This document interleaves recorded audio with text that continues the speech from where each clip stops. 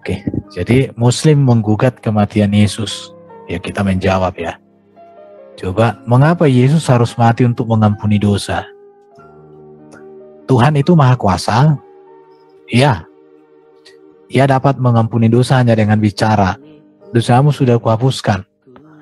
Atau mungkin dia hanya berkedip, ting dong, selesai.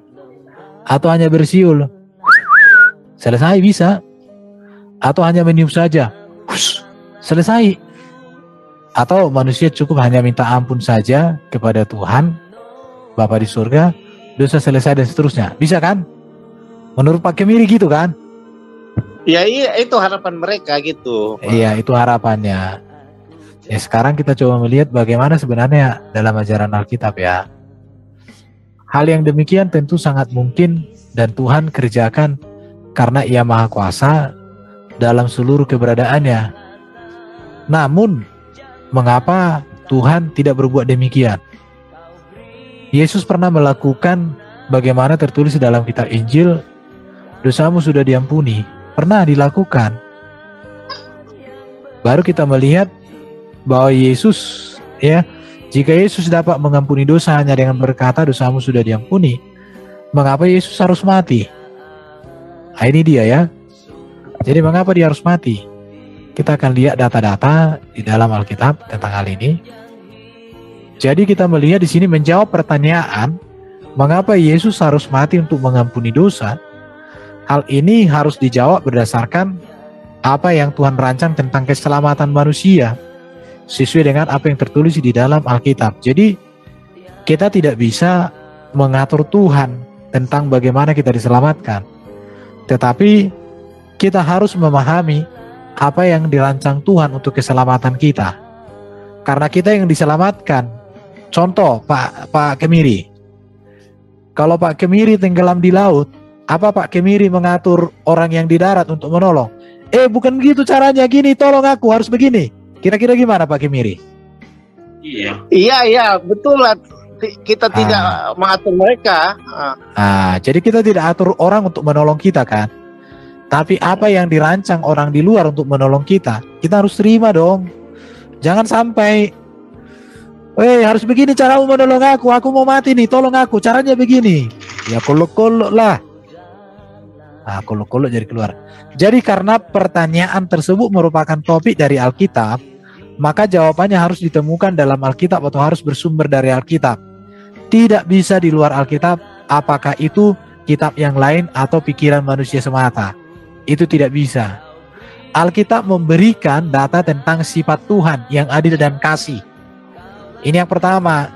Jadi ada keadilan Tuhan dan ada kasih Tuhan. Ini harus diketahui. Kasih Tuhan dan keadilan Tuhan itu sejalan, tidak terpisah. Karena Tuhan itu adil, maka Ia harus menghukum dosa, walau sekecil apapun. Namun di sisi lain, Tuhan itu kasih, oleh karena itu maka Ia pun harus mengampuni dosa, walau sebesar apapun. Itu keadilan. Oleh sebab itu, dalam penebusan, pengampunan dosa, dan dalam perjanjian Tuhan, selalu ada kurban pengganti. Jadi di dalam kurban pengganti itulah keadilan Tuhan dinyatakan bahwa dosa itu harus dihukum. Tetapi di dalam kurban pengganti itulah dinyatakan kasih Allah, maka harus ada yang dikurbankan di situ. Jadi kurban sebagai ganti penghukuman atas dosa dan juga kurban sebagai tanda perjanjian antara Tuhan dengan manusia. Dan hal ini sudah terjadi sejak semula, yaitu kita lihat ya. Kita lihat ini sejak zaman Adam di Taman Eden. Dikatakan Tuhan Allah mengorbankan binatang, dan tentu di situ ada darah tercurah sebagai jaminan bagi pengampunan dosa Adam, sebagai tanda perjanjian Tuhan dengan Adam bahwa dosa sudah diampuni. Jadi memang sudah begitu, selalu ada kurban. Kita lihat ini di zaman Abraham, Tuhan menyediakan binatang domba untuk dipersembahkan sebagai tanda perjanjian kekal Tuhan Allah dengan Abraham dan keturunannya, dan dari Ishak sebagai umat pilihan. Bahkan kan ini kurban pengganti nih, kan seharusnya Ishak yang harus dikorbankan, tetapi digantikan oleh hewan, binatang itu. Baru Tuhan Allah memerintahkan bangsa Israel untuk menyembelih binatang domba dan darahnya ditaruh pada ambang pintu sebagai tanda penebusan bangsa Israel dari Mesir yang menyelamatkan, membebaskan mereka dari perbudakan. Peristiwa ini menjadi hari besar, diperingati Paskah. Di zaman para nabi dan sejak zaman Musa, bangsa Israel itu selalu mempersembahkan kurban dalam setiap ibadah mereka. Ada namanya kurban penebusan dosa, kurban pendamaian, dan kurban keselamatan setiap hari di rumah Tuhan atau di tabernakel. Jadi itu alasannya. Mari kita lihat di sini bahwa Yesus mati untuk memberikan pengampunan dosa merupakan pernyataan Yesus sendiri. Dan inilah puncak dari seluruh hukum kurban. Mengapa orang seberang tidak memahami makna kematian Kristus? Karena sejatinya mereka tidak mengerti artinya kurban. Karena bagi saudara kita itu, kurban itu potong hewan, kambing, domba, sapi, bagi-bagi tetangga, selesai. Tapi di dalam Kristen, kurban itu berbicara di sana ada penebusan, didekatkan, ada pergantian di sana, ada kasih dan keadilan yang dinyatakan di situ. Maka dikatakan oleh Yesus, itu harus terjadi untuk penggenapan atas seluruh janji-janji Tuhan tentang penebusan, pengampunan dosa serta keselamatan, sebagaimana tertulis di dalam Alkitab. Di dalam kematian Yesus, kurban pengganti hukuman dosa dan kurban perjanjian kekal Tuhan dengan manusia tentang keselamatan dan hidup kekal digenapi sempurna. Maka barangkali Yesus memberitahukan kepada muridnya bahwa ia akan disalibkan dan mati kemudian bangkit kembali sebagaimana tertulis di dalam Alkitab. Di sini ada tanda-tandanya, anak manusia akan diserahkan ke dalam tangan manusia dan mereka akan membunuh dia, pada hari 3 dia akan bangkit. Anak manusia akan diserahkan untuk disalibkan. Baru dikatakan anak manusia akan diserahkan ke dalam tangan manusia.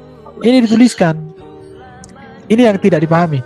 Anak manusia harus ditinggikan, tiba saatnya anak manusia dimuliakan. Ini berbicara tentang kurban yang sempurna itu.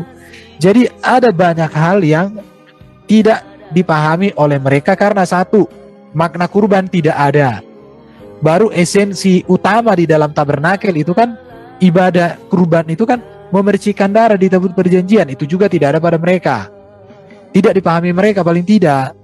Kalau kita menerima konteks kurban dalam PL itu dan kesempurnaannya pada Yesus, baru nanti kalau kita berbicara hukum keimamatan, keimamatan itu kan di dalam konteks Yahudi kan itu untuk mengatur persembahan di rumah Tuhan.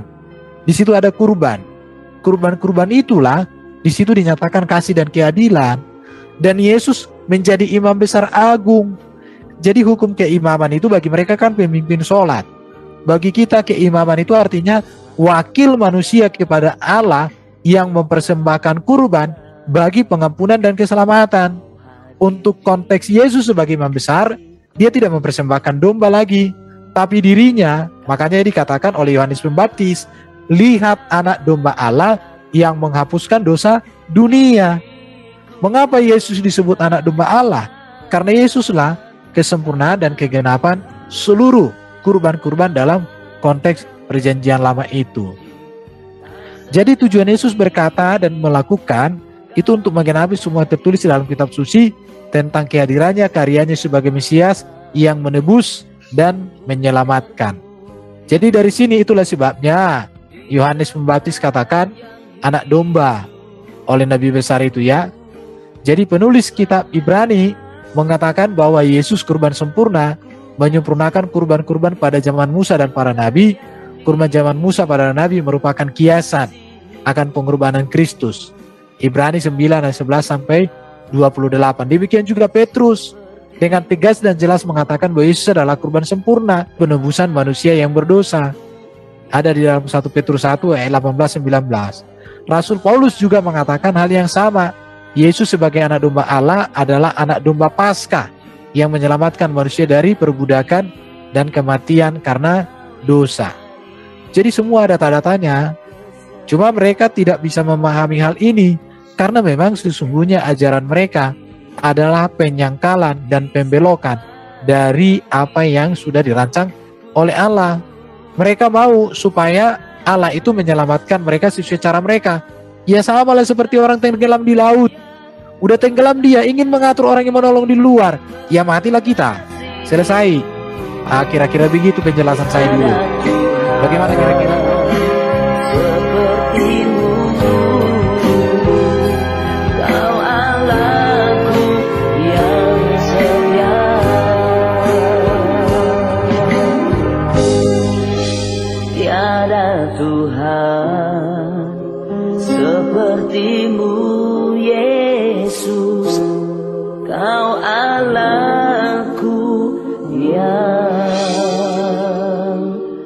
setia